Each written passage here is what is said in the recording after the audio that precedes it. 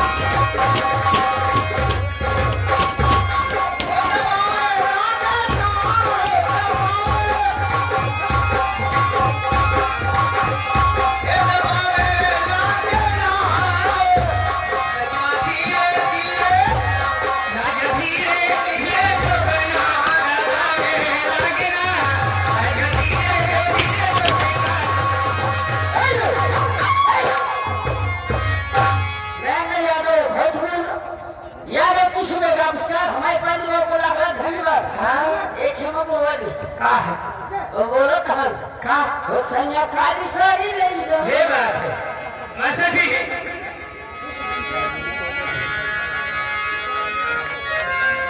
Hello दीदी याद जी हम जो कि छोटा मोटा बच्चा है उनकी तरफ से मैंने 21 रुपये पुरस्कार लिए कहना क्या है उसको क्या है कहीं नाम इस काली साड़ी लगा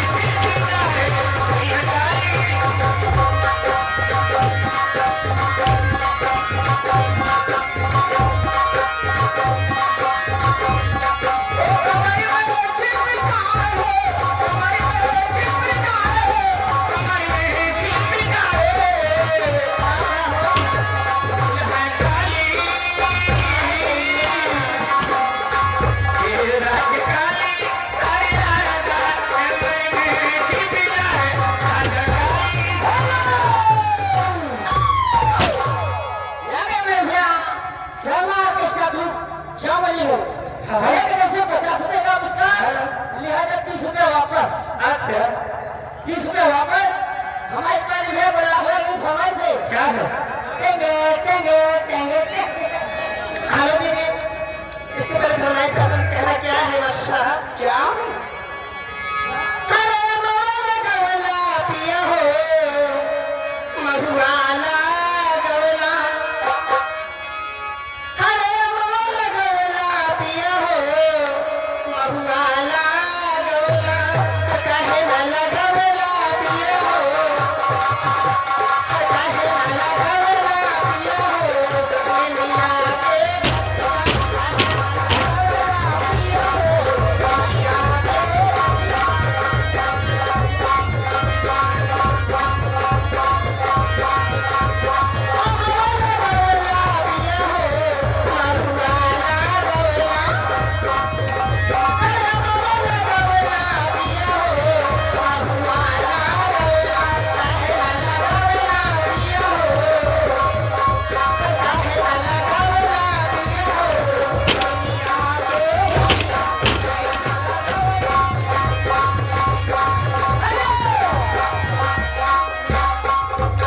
किरण जी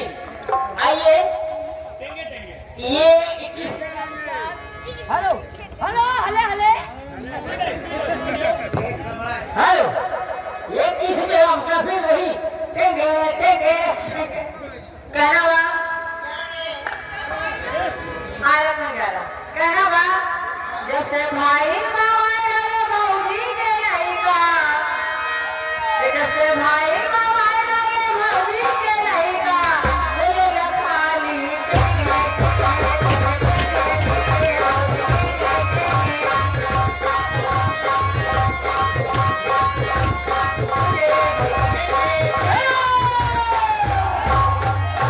गौतम मिस्त्री जामुनी को वहाँ पर सॉरी याद है गौतम जामुनी का ठेकेदार भैया के तरफ से ये 4 रुपए का मतलब है टेंगे टेंगे टेंगे टेंगे वो जब से वायरल भइल बा भौजी के लइका वो जब से वायरल भइल बा भौजी के लइका बोले ला खाली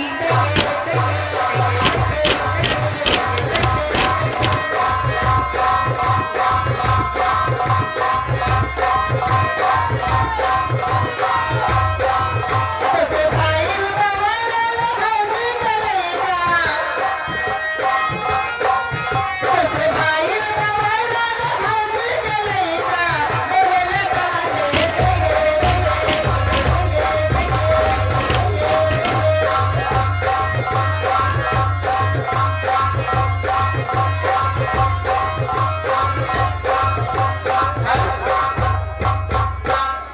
ये बच्ची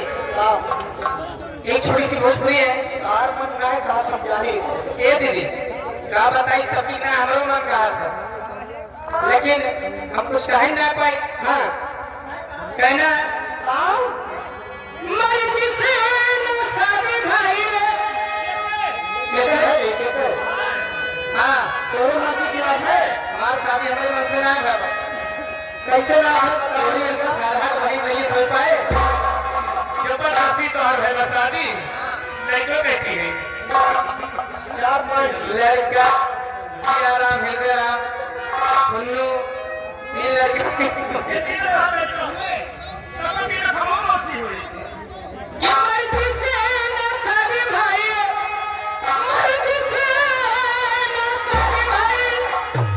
मर्जी से न शादी भाई, मर्जी रहे घर के राजा जगन्नाथ सैया जगन्नाथ मर जाई दीवाना नहीं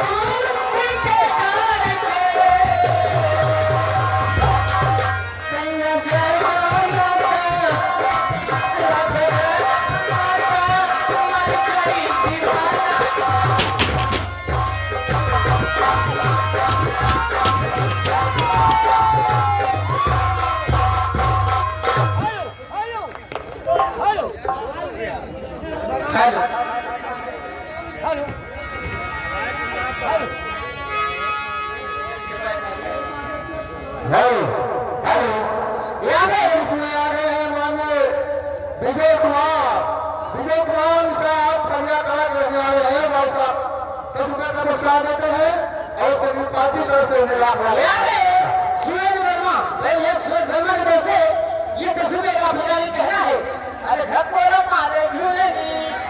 चले रुपये खाके कहिए पूरा दुनिया जानवर को है कमर कर धनिया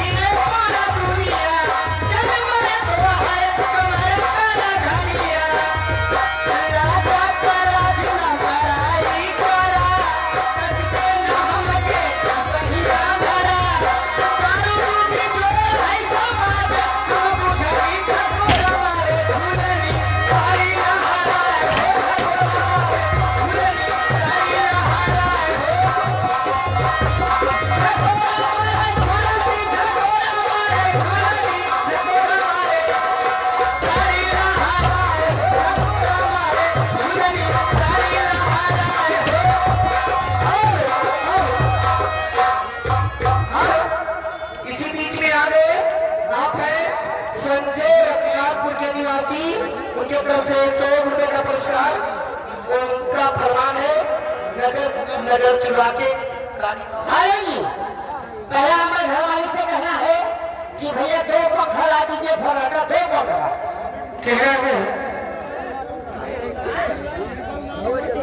बीरबल भैया हमारी आवाज सुन रहे हो तो हमारे कपड़े मालिक सुना दे पौधा जिसे आप आगे नहीं दीजिए। अरे दीदी और जो नजर चुराते हैं क्या हो जो नजर चुराते हैं क्या नजर मिलाएंगे जो नजर चुराते हैं क्या नजर मिलाएंगे जो नजर चुराते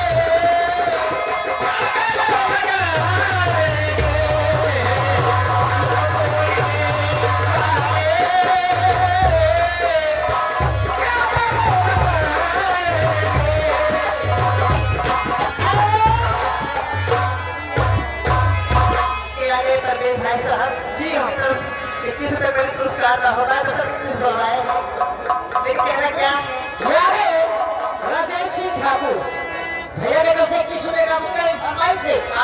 सोहे की कहना दिया हसवाती मेरा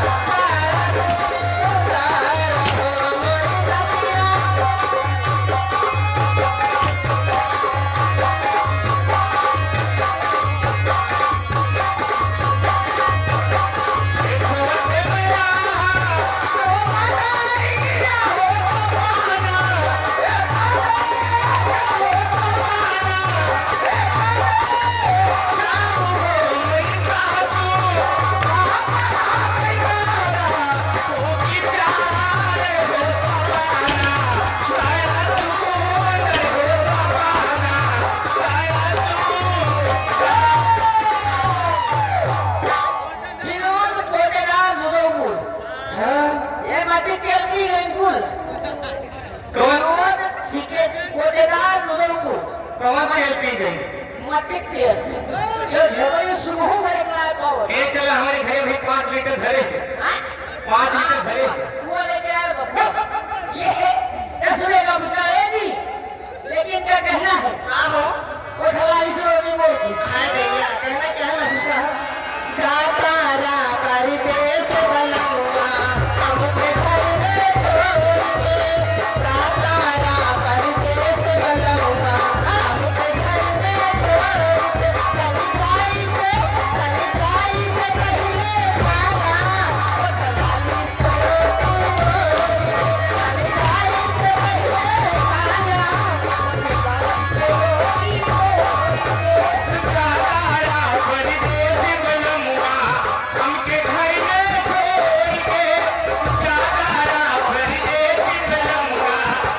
वो ठगाई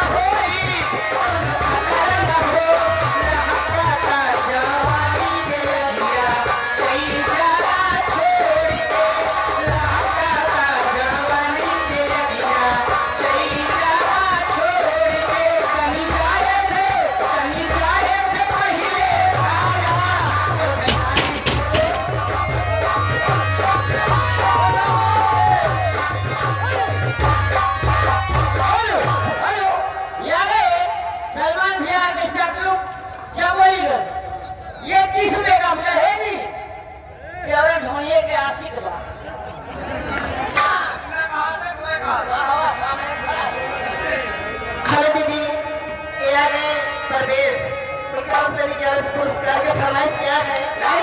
वो हो गया फरमाइश ऐसी नहीं होगी। तुम्हारा क्या है? क्या है? नदिया नदिया बदनामा,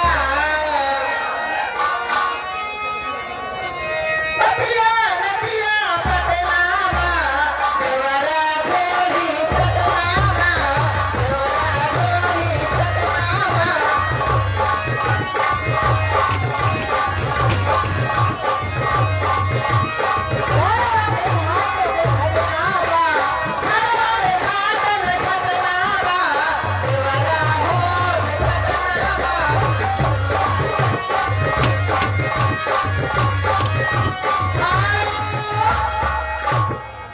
बहुत छरका थे वो बहन क्या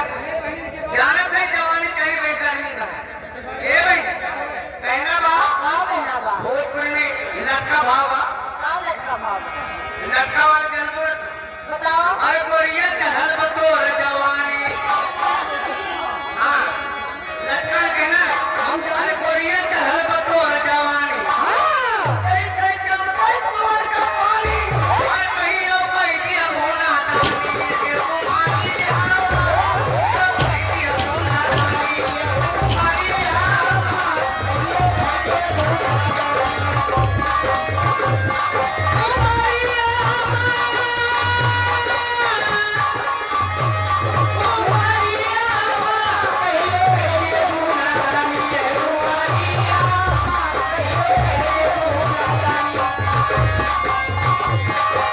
ए भैया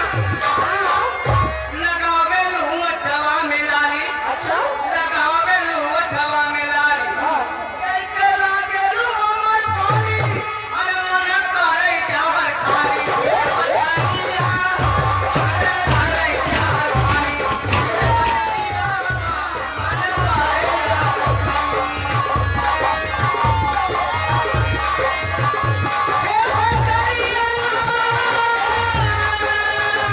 बीच बजाइया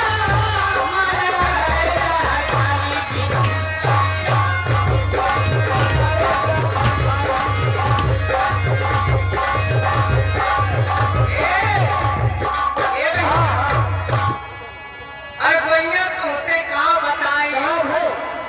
गोइया तुमसे का बताई अरे रतिया लागे नया भाई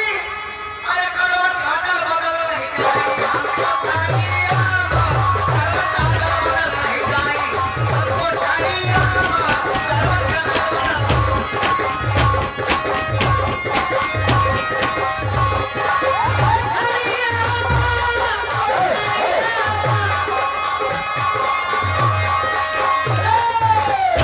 आदिपुर को जनाब ये लो फेरे मनवासा तो राशन बानक कतराई है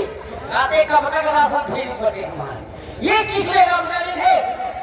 जमाने में ये आप ही रहिए बेटा आइए मारो चिट्ठी लिखने आगे बड़े बड़े भैया राजा राम जी यानी जाना के निवासी हैं बहुत पुराने कलाकार हैं उनकी तरफ से 11 रुपये का पुरस्कार कहना बा अरे 12 निकल आगे अरे 12 निकल आगे तो हार कोई खाजा 12 निकल आगे तो हार कोई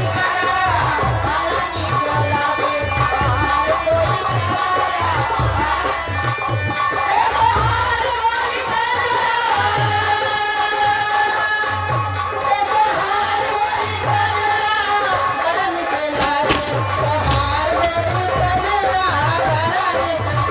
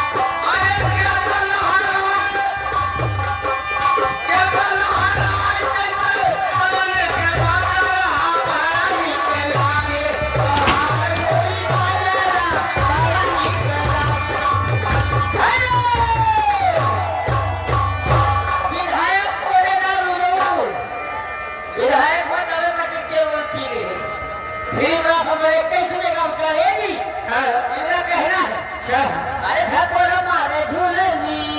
हाँ, और इसके पहले इसके पहले मारा था। क्या था गजल? हाँ गजल आपके लिए है वो। जमाने में हाँ आइए मास्टर जी, इसके पहले गजल की फरमाई थी जमाने में जिसको भुलाने लगे हैं। और भुलाने में जिनको, भुलाने में जिनको जमाने लगे,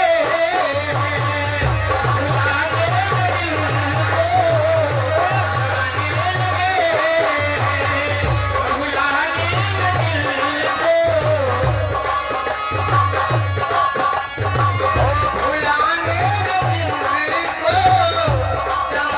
लगे,